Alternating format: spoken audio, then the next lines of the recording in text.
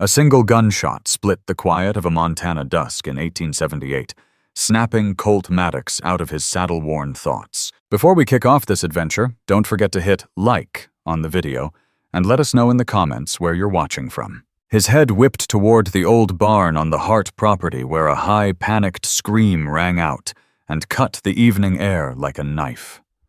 Without a second's doubt, he drove his Palomino into a hard gallop, the horse's hooves drumming a wild rhythm as dust boiled behind them. Colt had been riding the fence lines of his own modest spread when the commotion reached him from the next ranch over a place he'd avoided ever since Jesse Blackthorn had moved in 6 months back, carrying a reputation for trouble like a storm cloud. The woman's cries only sharpened his urgency. His chest tightened as the barn loomed larger in the fading light. He swung from the saddle and yanked free his Colt revolver. The barn door was braced shut with a heavy timber-cold dread surging through him. Who locks a woman inside a barn? Another scream tore the twilight, followed by shattering glass and a man's furious shout. No time to think. Colt shoved his gun back into its holster, gripped the timber with both calloused hands, and heaved until the bar splintered free. The hinges groaned in protest as he flung the door wide. "She's free now," Colt called into the shadows, his voice ringing like iron. As his eyes adjusted, the sight before him sent a chill straight to his gut. Lila Hart, the neighbor's daughter he hadn't seen since childhood, stood cornered. Her dress ripped at the shoulder, a thin line of blood tracing her temple. Between them loomed Jesse Blackthorn, a jagged whiskey bottle raised high, rage blazing in his bloodshot eyes. "This ain't your fight, Maddox," Jesse slurred, teeth bared. "Get off my land." "I'm not leaving without her," Colt answered, hand hovering over his holster. Lila's wide, terrified eyes locked on his. He remembered the talk in town old Silas Hart had died, and his daughter had come back from the east. Now she was trapped with a drunk who'd muscled in on her inheritance. Jesse lunged, suddenly swinging the broken bottle for Colt's chest. Years of breaking wild broncs had made Colt quick as a striking cat. He sidestepped, clamped Jesse's wrist, and wrenched until glass shattered on the dirt floor. One hard punch sent the drunk sprawling into the hay. Miss Hart Colt said, never taking his eyes off Jesse, "Can you ride?" "Yes," she managed, wiping blood from her brow with a trembling hand. "Then we're leaving. My horse is outside." Jesse was already scrambling up, cursing and clawing at his boot for something likely a hidden gun. Colt didn't wait. He caught Lila's hand, and together they bolted into the smoky dusk. A gunshot cracked behind them, a bullet whining past his head as they vaulted onto the Palomino. "Hold tight," Colt warned. Lila wrapped her arms around his waist, her small frame shivering against his back as they thundered away, Jesse's shouted threats fading into the deepening night. Only after crossing the creek that split the two ranches did Colt ease the horse to a steady lope. The sun had slipped behind the mountains, leaving streaks of gold and crimson across the sky. "Thank you," Lila whispered hoarsely. "He would have killed me." Her forehead rested against his back, damp with tears. "You're safe now, Miss Hart." "I swear it," Colt said. Neither of them guessed that this night's violence would spark a love that Silver Creek Valley would remember for generations.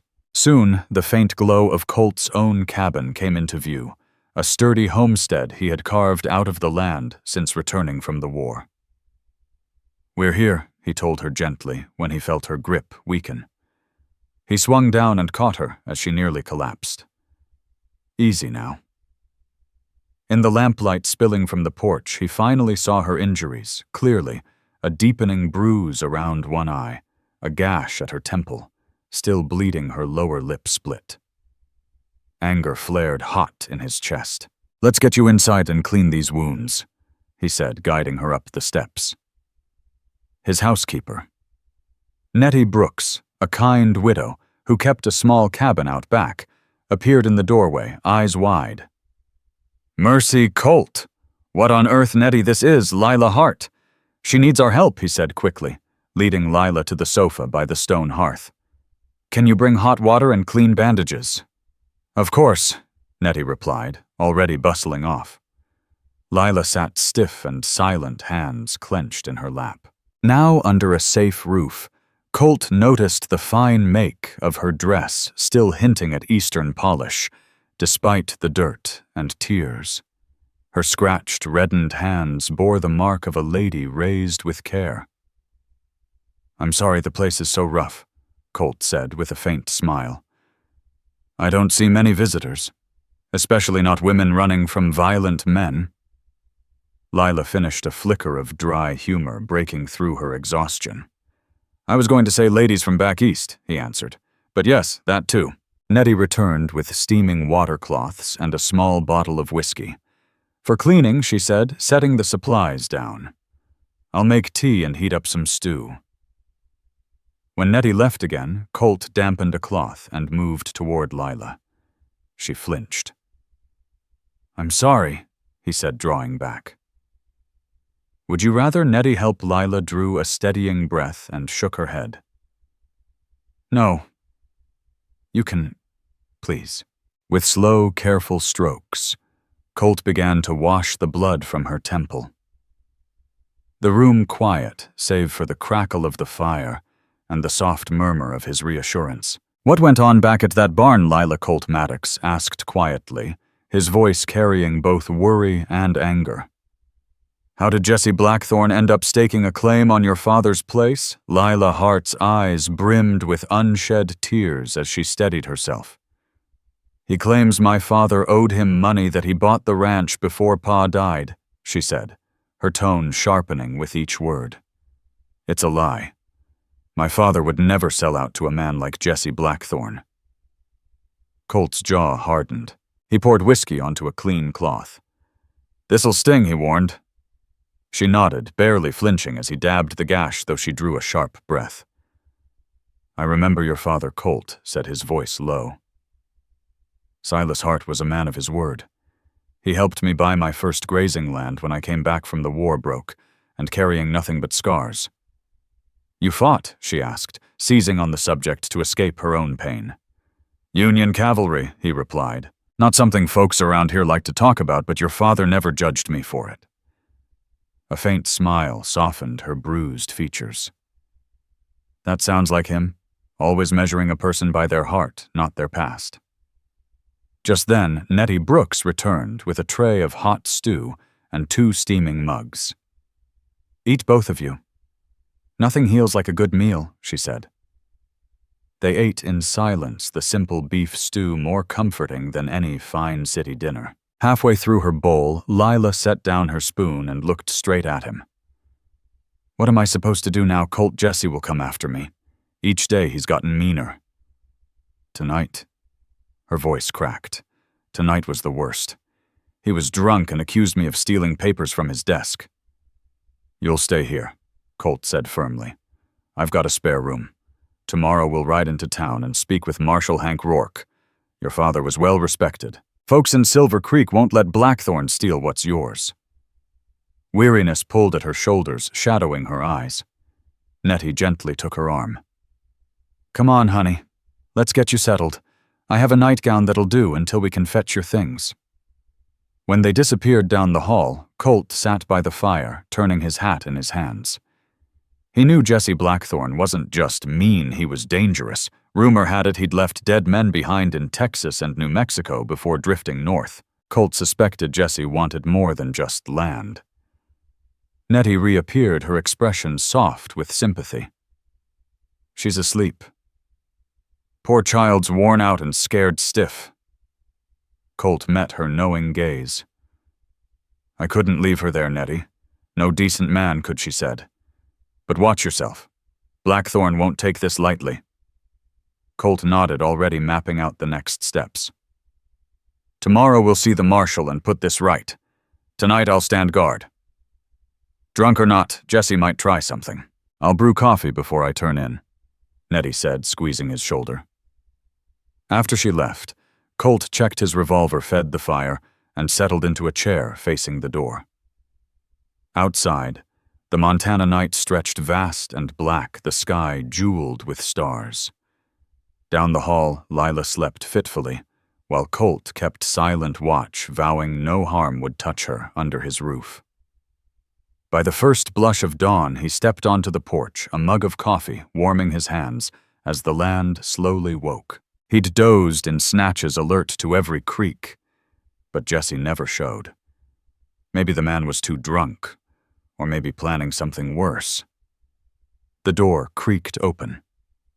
Lila stepped out wearing the same torn dress, freshly washed and neatly braided. The bruises on her fair skin looked even darker in the morning light. "Good morning, Colt," she said, her voice stronger. "Nettie said you kept watch all night." He tipped his hat slightly. "Did you manage any rest?" "Some," she admitted, accepting the cup he offered. Together they stood in easy silence, watching sunrise spill gold over the far-off peaks. "It's beautiful," she murmured. "I'd forgotten how breathtaking Montana mornings can be." "How long were you back east?" he asked. "Almost 8 years. After Ma died, Pa sent me to live with my aunt in Boston so I could get a proper education." A sad smile flickered. "We wrote every week. When his letters stopped, I knew something was wrong. By the time word of his death reached me, and I could return, Jesse Blackthorn was already living in our home. How long have you been back?" 3 weeks. At first he acted polite, said I could stay while I sorted Pa's papers. But when I started questioning the so-called sale, his attitude changed. She shivered, remembering the menace in Jesse's eyes. "He's been drinking heavier. Watching me like a hawk," Lila Hart said, her voice tight. "Yesterday I found letters in his desk between him and some man named Hargrove talking about mineral rights on our land. He caught me reading them." Colt Maddox's eyes sharpened. "Mineral rights. There's never been anything worth digging for on Heartland that I ever heard of. The letters spoke of black gold. Lila added rich enough to make Rockefeller jealous. Oil Colt breathed. So that's Jesse Blackthorn's game. He thinks there's oil under your ranch." At that moment, Nettie Brooks stepped into the doorway, drying her hands on her apron. "Breakfast's on the table. Eat before it gets cold." Over coffee eggs, bacon and biscuits smothered in gravy, they laid out a plan. Colt would take Lila to Silver Creek to meet Marshal Hank Rourke and Judge Owen Frost, the town lawyer. If Blackthorn truly had a purchase deed, there'd be county records. "I need to gather some of my belongings," Lila said. "I can't keep wearing this torn dress and my father's papers are hidden in my room." Colt frowned. "Too risky. Blackthorn will be watching." "Then what's your idea?" she challenged. He grinned faintly at her spirit. "We'll slip in from the back. There's an old trail through the woods that comes up behind the orchard. Your pa showed it to me years ago." Decision made, he turned to Nettie. "Could you pack us a meal? We might be gone all day." An hour later, they were mounted Colt on his steady palomino, Lila on Nettie's gentle mare. Lila wore a clean shirt and trousers that once belonged to Nettie's late husband, cinched with a belt. The clothes were loose, but perfect for riding. "You look like a real frontier gal now," Colt said as they set off. Lila laughed, the sound light and unexpected. "My Boston finishing school would faint dead away. Miss Harrington always said a lady should never show her ankles, let alone wear men's trousers. Miss Harrington never had to ride 15 miles through Montana," Brush Colt replied, with a teasing smile. They kept a steady pace, taking back trails to stay out of sight. Colt couldn't help but admire how well she rode. Despite her Eastern upbringing and the nightmare of the night before she handled the rough country without complaint. "You ride well," he observed, as they stopped to water the horses at a clear stream. "Pa insisted I learn before sending me east," she said, a note of pride threading through her grief. "He taught me to shoot too, though I'm badly out of practice. We can fix that if you stay in Montana." Colt said, then hesitated. "Are you planning to stay? Even after we deal with Blackthorn?" Lila gazed across the sparkling water. "I don't know. I came back intending to sell and return to Boston. I have a teaching position waiting at a girls' school. But being here again stirs something I thought I'd lost." They rode on sharing stories of Silver Creek's early days. Colt spoke of enlisting at 17, lying about his age, and coming home 4 years later haunted by war. Lila described Boston society comfortable, yet never quite home. By mid-morning, they reached the northern edge of the Hart property, hidden by thick pines. Dismounting, they tethered their horses. Colt checked his revolver. "We go on foot. Stay close and quiet." The old trail was overgrown, but Colt still knew its twists. Moving carefully, they finally glimpsed the orchard. 200 yards beyond stood the big, weathered 2-story house Silas Hart had built decades earlier. Smoke curled from the chimney, but all else looked still. The barn where Colt had rescued Lila lay silent to the left. "I don't see anyone," she whispered. "But Jesse has 2 hired hands, Zane Crow and Boone Riker, mean enough to follow him anywhere." "Let's watch a few minutes," Colt suggested. Before long, a stocky, red-bearded rider emerged from behind the barn. "That's Zane Crow," Lila murmured, as he swung onto a dapple-gray horse and headed toward town. "He's likely going to hunt for you," Colt said. "We'd better move." "Which room is yours, 2nd floor east side?" "There's a rose trellis that climbs nearly to my window," she replied. "You used it often, did you?" Colt teased. A faint blush touched her cheeks. "A girl needs her secrets, Mr. Maddox." They slipped among the apple trees. As they neared the house, a sudden bark shattered the quiet. A big black and tan hound bounded into view. Dustfoot Lila exclaimed under her breath, "My father's hunting dog."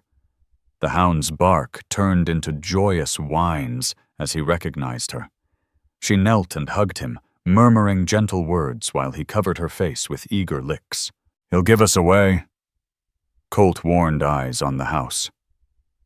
Dustfoot quiet now. Lila Hart whispered.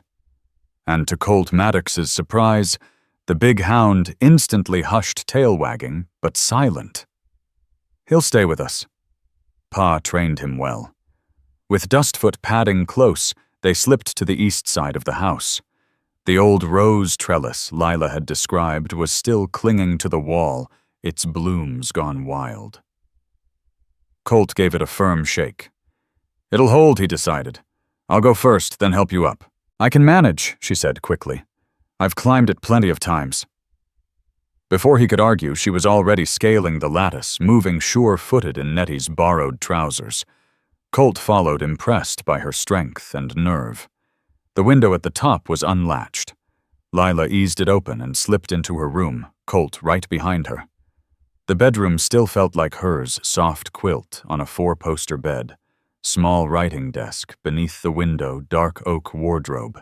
"Jesse hasn't touched this place," she said, moving straight to the wardrobe. "He keeps to Pa's room and the study." From under the bed, she pulled a carpet bag and began packing dresses, underthings, a hairbrush, and a framed photograph of her parents. Then she pried loose a hidden board inside the wardrobe and drew out a small box. "My father's important papers," she explained, flipping through deeds and certificates. "The ranch deeds here. No record of any sale to Jesse Blackthorn." A sudden thump downstairs froze them both. Heavy boots clomped across the floor, and Jesse's angry voice carried upward. Boone saddled the horses were heading to town to track down that Maddox fellow, and the girl. Lila's face blanched, but her hands stayed steady as she tucked the box into her bag. Colt cocked his revolver and pressed an ear to the door. He heard Jesse rummaging and the sharp clink of a whiskey bottle already drinking before noon. "We move now," Colt breathed. They climbed out the window, Colt first this time, to steady her descent. The carpetbag made the climb awkward, but they reached the ground unharmed. Hugging the orchard's shadows, Dustfoot tight to their heels, they were nearly at the tree line when the back door banged open. Boone Riker stepped onto the porch with a shotgun scanning the yard. Luck favored them. His eyes swept toward the barn instead of the orchard. "Stay here," Colt murmured, easing Lila behind a thick apple tree. "If anything goes wrong, run for the horses and head straight for town." Before she could object, he slid away, circling to the far side of the orchard. Snatching a rock, he hurled it hard against the barn wall. The sharp crack made Boone swing toward the noise, shotgun raised. When Boone edged closer to the barn, Colt signaled Lila. She dashed from tree to tree, Dustfoot trotting behind, clutching the carpetbag. Colt waited until she disappeared into the pines, then pitched another stone, this one smashing a house window. Glass shattered. Jesse's furious bellow echoed inside. Boone wheeled in confusion, trying to track the sudden commotion. Colt seized the moment, sprinting for the woods. A shotgun roared buckshot, chewing bark around him. Colt ducked and zigzagged as another blast followed. Breathless, he plunged into the trees where Lila waited. She grabbed his arm. "Are you hurt?" "No, just winded. Let's ride." They raced through the undergrowth to the hidden horses, Dustfoot bounding alongside. Behind them came Jesse's curses and the crash of pursuit. They mounted fast, Lila strapping her bag tight. "What about Dustfoot?" she asked. "He'll keep up." Colt assured her. "Go." They spurred westward away from both the house and Silver Creek, planning to circle back after throwing off their pursuers. For nearly an hour, they pushed hard, splashing through creeks and threading rugged slopes that would foil a tracker. Dustfoot kept pace occasionally, scouting ahead. At last they reined in at a secluded glade beside a lively brook. "Think we lost them?" Lila asked, breath still quick. For now, Colt answered, dismounting and helping her down. "But Jesse knows these hills. He won't quit easy." "At least I have the deed," she said, patting the carpetbag. "And Pa's papers. We can prove Jesse's claim is a lie." Colt nodded grimly. "That may be why he locked you in that barn. He must have realized you'd found those letters." A shiver ran through Lila. "I believe you're right the way he looked at me last night." Her words trailed into the hush of the Montana wilds. Colt Maddox longed to ease Lila Hart's worry, but chose to keep things practical. "Let's eat before we head on," he said, pulling out the bundle Nettie Brooks had packed. They shared crusty bread, cheese, and strips of dried beef on a fallen log beside the brook. Dustfoot stretched out at Lila's feet, occasionally lifting his head for a tidbit. The calm creek and whispering pines felt worlds away from the gunfire and fury they'd left behind. "Tell me about your spread," Lila asked, while breaking a piece of bread. "Pa wrote that you were building something steady out here." Pride lit Colt's eyes. He spoke of his 100 acres of rich pasture, the small but growing herd of cattle, and 2 fine quarter horses he was training to sell. "It's no grand estate like your family's, but it's mine outright. No debts, no partners." "That sounds wonderful," she said warmly. "True independence is worth more than fancy walls." "What about you? Has teaching always been your calling?" he asked. "I do love it," she said absently, scratching Dustfoot's ears. "Helping young girls learn, giving them bigger dreams, it matters. But sometimes I wonder if I'm just doing what society expects, instead of listening to my own heart." "And what does your heart tell you?" Miss Hart Colt asked softly. Their eyes met, and lingered a quiet understanding sparking between them two souls, who valued freedom and choice above all. Before she could answer, Dustfoot stiffened and growled low. "Someone's close," Colt warned. They quickly packed the food and smothered their small fire. Leading the horses deeper into the timber, they crouched behind thick brush. Colt drew his revolver, while Lila gripped Dustfoot's collar to keep him silent. Minutes crawled by before two unfamiliar riders clattered past on the trail toward Silver Creek. When their hoofbeats faded, Colt exhaled. "Let's keep moving," he said. "Safer to come into town from the south, even if it takes longer." They rode at a steady pace as the sun climbed higher. The warmth of late May soaked the land, and with it their talk turned easy. Colt shared his dream of breeding championship horses. Lila admitted with a shy smile that she secretly wrote adventure tales for women's magazines back east. "My aunt would faint if she knew," she said, with a laugh. "She thinks a lady should write only letters or a polite poem for family eyes." "What do you write about?" Colt asked, truly curious. "Stories of daring women explorers, mystery solvers. My editor says young ladies crave escapes from drawing rooms. Sounds to me like you're already following your heart," Colt said with a gentle grin. By mid-afternoon, they reached Silver Creek's southern edge. The frontier town had grown since Lila's Boston years: new shops, a schoolhouse, 2 churches, and a tidy little hotel.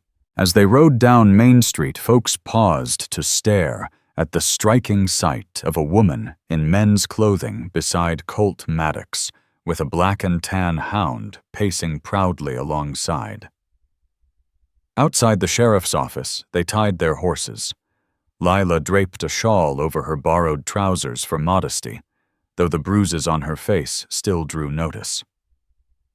Inside, Marshal Hank Rourke, a grizzled man with a salt and pepper mustache and sharp eyes, looked up from his desk. Recognition flashed. "Miss Hart, by thunder it is you! And Colt Maddox!" What in blazes happened? During the next hour, they laid out everything: Jesse Blackthorn's false claim to the ranch, his mounting violence, and the hidden letters about oil. Lila spread her father Silas Hart's deed and papers across the desk. "There's no bill of sale. No deed transfer," she said firmly. "Jesse is lying." Rourke studied the documents. "These look right, Miss Hart. But Jesse filed papers with Judge Owen Frost swearing your father sold him the ranch just before passing. He's got witnesses, Zane and Boone Riker, swearing to it." "They're lying," Colt said flatly. "Silas Hart would never bargain with a man like Blackthorn." The marshal leaned back with a sigh. "I believe you. But without more proof, it's your word against theirs. I can arrest Jesse for assault given your bruises, but he'll claim you fell. The Riker brothers would back his story." "What about those letters on oil?" Rourke asked. "If he's trying to steal the ranch for black gold, that's motive worth showing a judge." "The letters are still in his desk," Lila said quickly. "If we could get them, too dangerous," Colt and the marshal said together. "And breaking into the house, even for evidence, skirts the law," Rourke added. A firm knock interrupted them. Judge Owen Frost, spectacles slipping down his nose and arms full of ledgers, stepped inside. "Marshal, I heard Miss Hart was back and asking about her father's affairs." He stopped short at the sight of her bruised face. "Good heavens, child, what's happened?" After hearing their account, the judge's expression hardened. "This is serious indeed. I handled Silas Hart's business for years. I can tell you plain he never spoke of selling that ranch. In fact, just before he passed, your father came to see me about making sure the ranch would pass straight to you," Judge Owen Frost said gravely. A spark of hope brightened Lila Hart's tear-streaked eyes. "You can swear to that, I can," the judge replied. "But forged papers and paid witnesses can muddy the truth." He tapped the ledger on his lap, then pulled out a sealed envelope. "Silas left this with me for you, said to give it to you if anything ever happened." Hands trembling, Lila broke the seal. Inside lay a letter in her father's strong, familiar hand and a small brass key. She read aloud, voice unsteady. "My dearest Lila, if you are reading this, my fears have come true. A man named Jesse Blackthorn has been pressing me about the north section where the old mine shaft lies. He believes there is oil, black gold under our land, and tried to buy the ranch for a fraction of its worth. I refused, and he grew more menacing. Should harm come to me, do not trust him. The key unlocks a strongbox hidden beneath the floorboards of my study under the bearskin rug. Inside are deeds and a full account of his threats. Be careful, my precious girl. Trust Marshal Hank Rourke and Colt Maddox. They are men of honor. All my love, Father." Silence gripped the room as she finished. Marshal Rourke broke it first. That changes everything. Silas knew trouble was coming and left proof. "This letter carries weight," Judge Frost said, adjusting his spectacles. "But we'll need the documents in that strongbox to seal the case. He'll have searched the study," Colt warned. "Those papers might be gone." "Pa was clever," Lila said, wiping her cheeks. "That room has a hidden floor, something my grandfather built during the old raid years. Jesse might have checked under the rug, but wouldn't know about loose boards." Rourke strapped on his gun belt. "Then we ride. I'll deputize you, Colt, to keep it by the book. Judge, draw up a search warrant based on this letter and Miss Hart's sworn statement." Within the hour, their plan was set. Rourke would lead Colt Lila and 2 trusted deputies to Hart Ranch. They'd serve the warrant search the study, and if the evidence matched Silas's letter, arrest Jesse Blackthorn on the spot. "What about Zane Crow and Boone Riker?" Lila asked as they prepared to leave. "Deputy Harris will keep them covered," Rourke assured her. "You stay behind me and Colt, no risks." Colt helped Lila into the saddle, his hand lingering over hers. "Sure you want to ride along? You could stay safe here in town. It's my home," she said firmly. "I won't hide while others fight for it." Their small posse set out from Silver Creek as the sun began to slide west. Dustfoot trotted faithfully beside Lila's horse, occasionally scouting ahead. Each rider carried the weight of what lay ahead. From the last ridge, they spotted Hart Ranch below 3 saddled horses, waiting by the porch. Jesse Blackthorn and the Riker brothers were home.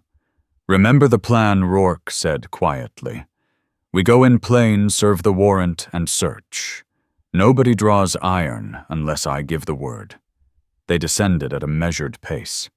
Colt kept close to Lila, his senses sharp. As they neared the house, the front door swung wide.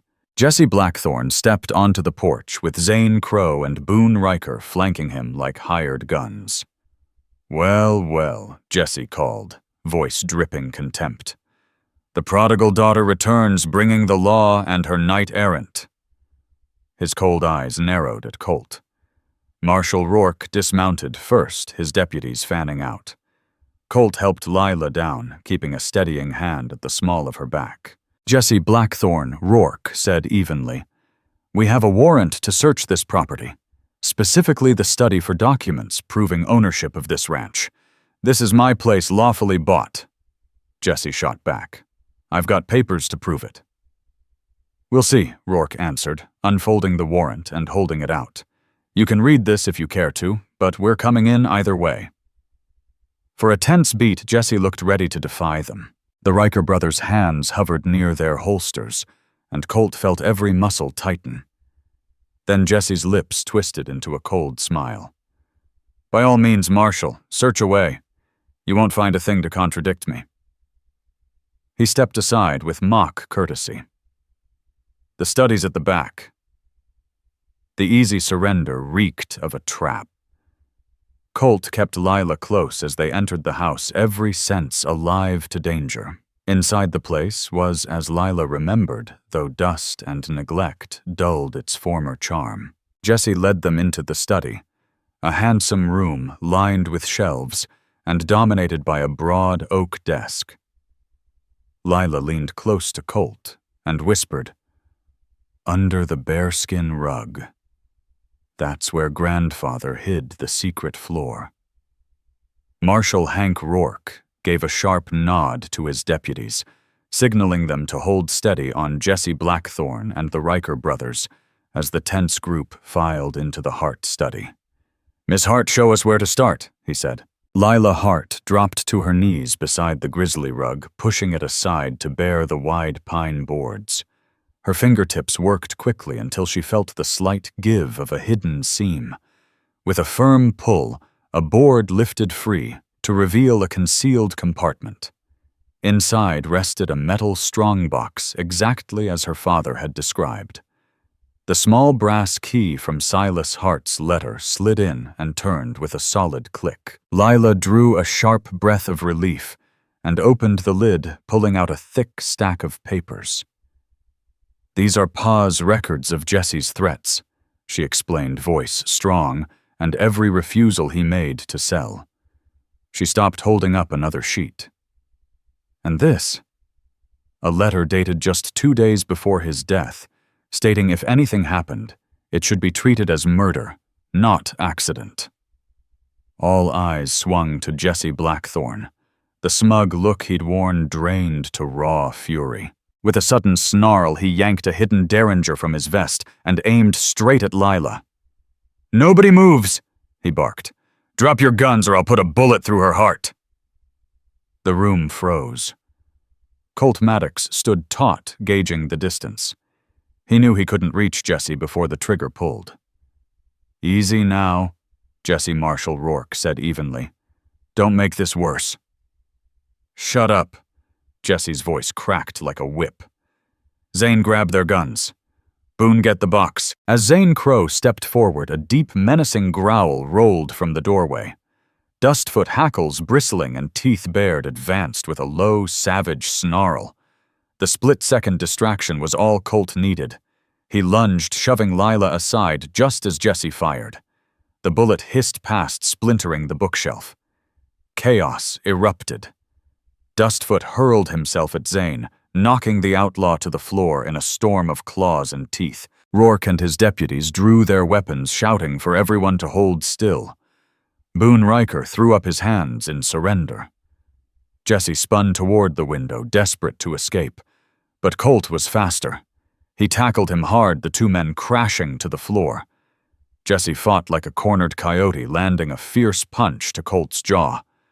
Colt shook off the sting and grappled for control. Jesse scrambled for the fallen derringer, only to find himself staring into the barrel of Lila's small pearl-handled revolver drawn from her carpet bag. "Don't move," she ordered, voice steady despite the fear flickering in her eyes. "I will use this." Jesse's gaze darted between her and the others. Realizing he was outnumbered, he slowly lifted his hands. "It's over, Blackthorn," Marshal Rourke declared, stepping in to cuff him.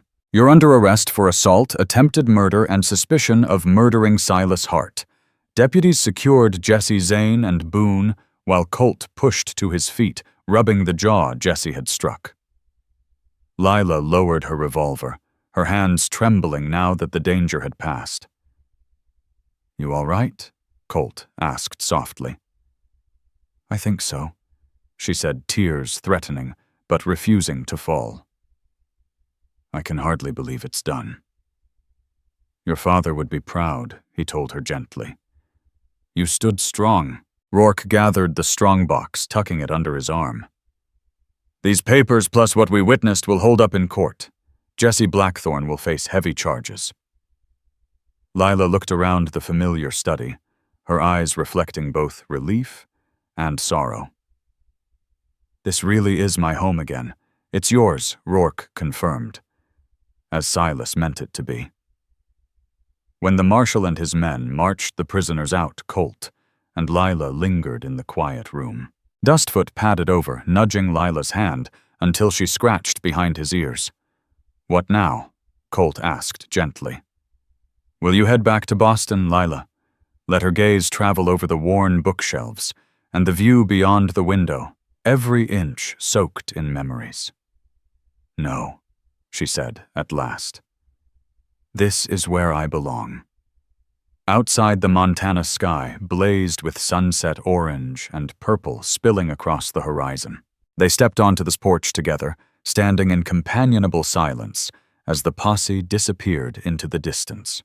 The trials of the last 2 days had woven a bond neither could quite name, but both felt deep in their bones.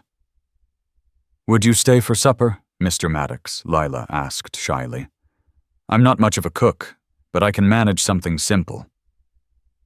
Colt's blue eyes softened. "I'd be honored, Miss Hart. And after what we've faced, Mr. Maddox sounds too formal. Call me Colt." Color warmed her cheeks. "Then you must call me Lila." As they turned toward the welcoming house, both knew this was only the beginning. The peril had passed, but a new chapter was just beginning under the wide Montana sky. In the weeks that followed, Silver Creek buzzed over Jesse Blackthorn's arrest and the revelations from Lila Hart's strongbox.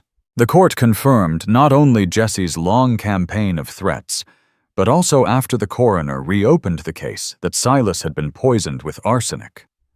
Jesse Blackthorn was indicted for murder, and Zane Crow and Boone Riker quickly turned state's evidence to lessen their own punishment. Through every hearing and headline, Colt Maddox stayed right beside Lila Hart. What began as a midnight rescue grew into a true partnership as they brought the Hart Ranch back to life. Months of Jesse's neglect had left fences sagging and corrals in ruin, but grit and hard work soon showed.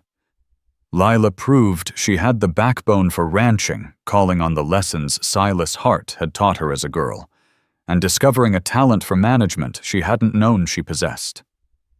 With Marshal Hank Rourke's recommendations, she hired a capable foreman and 2 honest hands, then threw herself into the work. Colt came nearly every day mending fence, advising on cattle, and simply sharing the long hours. Friendship deepened into something more, though neither spoke it aloud. One warm June evening, they shared a simple supper on the porch, while the first stars came out. Dustfoot stretched at their feet, hoping for scraps. "The north pasture fence is finished," Colt said, setting aside his plate. "Tomorrow you can shift the herd and give the east section a rest." "I don't know how I'd have managed without you," Lila admitted. "You'd have managed just fine," he said with a slow grin. "You're stronger than you think." She laughed softly. "Maybe. But I'm glad I didn't have to find out alone." Her smile faded as she added, "The banker from Helena is coming next week. Turns out Jesse wasn't completely wrong. There may be oil on the north corner. What will you do if they prove it?" Colt asked. Lila looked toward the far-off peaks. "I'm torn. The money could secure the ranch forever, but I've seen what drilling can do. Pa always said we're caretakers of this land, not just owners." "Then I'd allow drilling only in one spot," Colt said after a moment. "Tight controls. Use the profits to keep the ranch healthy for generations." She nodded slowly. "A fair compromise." Silence fell until she said quietly, "Boston wrote me. They're holding my teaching post until summer ends. Will you go back?" Colt kept his tone steady, though his heart sank. "I've asked myself that all week," she replied, setting her plate aside and leaning on the porch rail. "Teaching is rewarding, but here, this is where I feel alive." Hope stirred in Colt's chest. "Then you'll stay?" "Yes," she said simply. "Tomorrow I'll write and resign." Without thinking, Colt crossed to her and took her hands. "I'm glad," he said softly. Their eyes met in the twilight. Slowly he bent to kiss her gentle. At first, then deeper as she lifted her face to his. When they finally parted, breathless and smiling, Lila whispered, "I've wanted you to." Stars wheeled overhead as they talked of the future, 2 ranches thriving side by side, a life shared. By autumn, the Hart Ranch prospered under Lila's care. The banker confirmed moderate oil deposits, and she followed Colt's advice, signing a tightly limited drilling contract that protected the land and guaranteed lasting security. Colt's own herd and quarter-horse stock flourished, yet he spent more evenings at the Hart place than at his own spread. They courted in the open church rides on Sunday suppers with friends. Silver Creek took to their story the brave ranch woman and the steady cowboy who'd stood between her and ruin. On a crisp October evening, with aspens glowing gold in the fading sun, Colt led Lila into the very orchard where they had once slipped through the shadows, escaping Jesse Blackthorn. He took her hands and said, "This spot has always been special to me, even before that night. When I first came back from the war, lost and haunted, your father found me here. He didn't ask questions, just sat beside me until the darkness lifted. He gave me work guidance and the chance to buy my own land." Colt Maddox smiled at the memory of Silas Hart's quiet kindness, then looked into Lila Hart's eyes. "Now his daughter has brought light back into my life in a way I never thought possible," he said. Dropping to one knee, Colt drew a small velvet box from his pocket. Inside, a modest diamond gleamed between two tiny sapphires. "Lila Hart," he asked softly, "will you give me the greatest honor a man could hope for? Will you be my wife?" Tears welled in her eyes as she whispered, "Yes, Colt. Yes, with all my heart." They were wed on Christmas Eve in Silver Creek's little clapboard church, Marshal Hank Rourke proudly giving the bride away, while Nettie Brooks dabbed at her eyes. Dustfoot wore a bright red ribbon and sat at the front pew like a loyal family member. The next spring brought new beginnings. Colt and Lila combined their spreads, uniting the Maddox and Hart ranches into one thriving outfit. They made their home in the big Hart house, leaving Colt's smaller cabin to serve as the foreman's quarters. That winter, their first child arrived, a sturdy baby girl with her father's blue eyes and her mother's quiet fire. They named her Rose Maddox in honor of Lila's mother. 2 years later, a son followed Luke Maddox, carrying his grandfather's name and the promise of the family legacy. Ranch life never softened. Bitter Montana winters tested them, and floods and droughts came and went. Yet Colt and Lila faced every challenge side by side, their bond only deepening. On warm evenings, they rocked on the porch while their children played in the yard with Dustfoot's rambunctious pups. Sometimes Lila read aloud from the frontier tales she continued to publish under a pen name, stories of strong women forging lives in the untamed West. Colt listened with pride, occasionally offering a cowboy's eye for detail in her chase scenes. 10 years to the day after Colt had broken into that barn to save her, they hosted a grand gathering on the ranch. Friends and neighbors filled the orchard with music, food, and laughter. As twilight deepened and lanterns glowed, Colt found Lila standing near the rebuilt barn, now a fine stable for their best horses. "What's on your mind?" he asked, slipping an arm around her waist. She leaned into him, eyes shining. "I was remembering that night how frightened I was, and how you came out of the dark like a hero from one of my stories. I never dreamed our life would turn out like this. No regrets about choosing Montana over Boston." "Not a single one," she said, touching his cheek. "This is exactly where I'm meant to be." The sound of their children's laughter drifted on the cool night air. Stars spread wide above the same sky that had witnessed their first kiss, their vows, and the years of love since. Colt kissed her gently. "I thank God every day I heard your cries," he murmured. "And I thank God you were brave enough to break down that door," Lila replied, holding him close. Hand in hand, they walked back to join their guests, knowing with absolute certainty that what they'd built together, born of danger and sustained by devotion, was worth more than any oil or gold hidden in the mountains. Seasons flowed on. Rose grew into a fearless horsewoman who could outride most men in the county, while Luke showed a natural gift for ranch management. The modest oil well on their land provided steady income without scarring the range, just as Colt and Lila had planned. Life remained rich in honest work and family ties. Lila's writing flourished, earning invitations to speak in Helena, and even Denver journeys Colt encouraged with quiet pride. His own name spread across the territory for breeding top quarter horses, drawing buyers from as far as California. Their love only deepened. Together they celebrated their children's first steps, endured harsh winters, and mourned faithful Dustfoot when he passed peacefully in old age. When Rose turned 18 and announced she'd attend college in Denver, Colt sat beneath the stars, pensive. Lila joined him, sliding her hand into his. "She'll be fine," she said. "She has your courage and my common sense."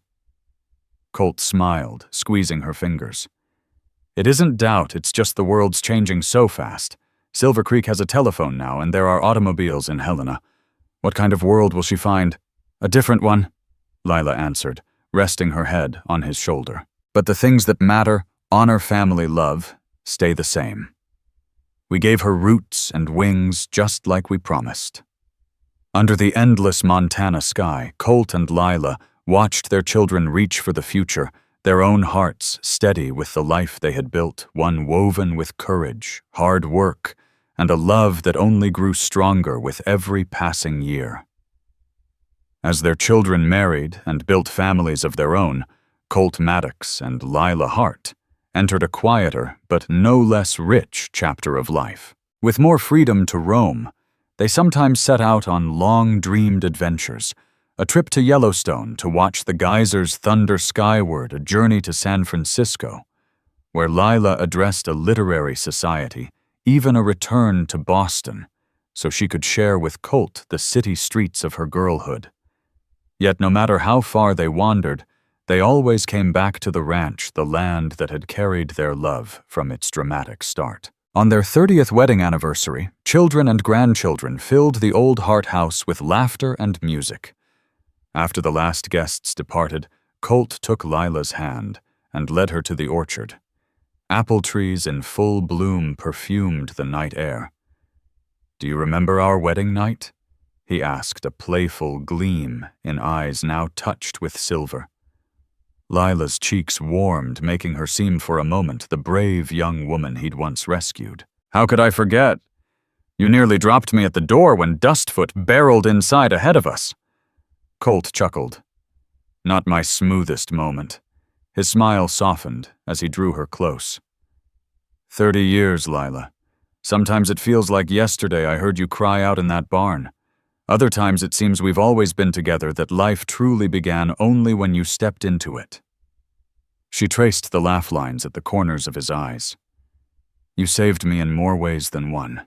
You gave me the courage to claim my heritage, to find my voice on the page, to build a life true to my father's vision, and ours. And you saved me," Colt said quietly. "I was drifting, letting the war define me. You showed me what living really means." They stood wrapped in moonlight and apple blossoms, their love as steadfast as the mountains around them.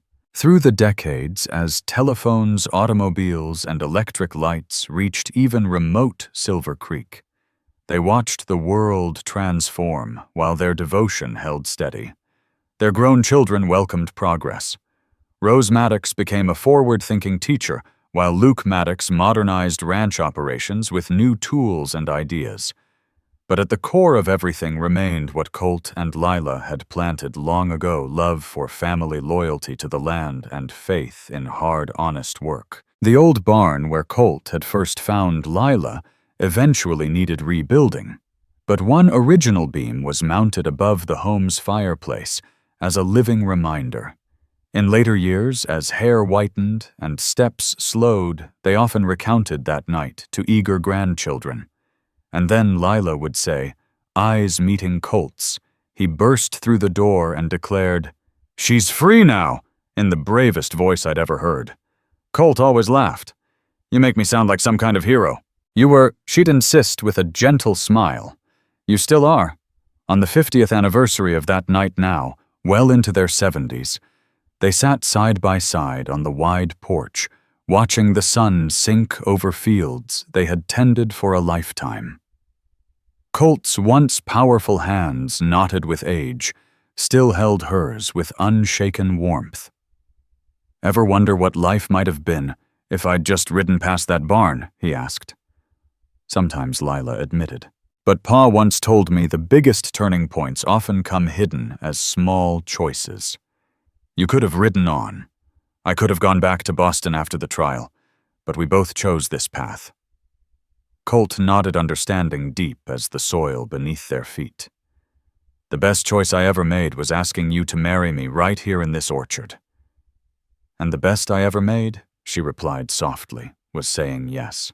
They stayed there, as twilight deepened, two silhouettes framed by the glow from their home. Behind them lay decades of shared triumphs and sorrows.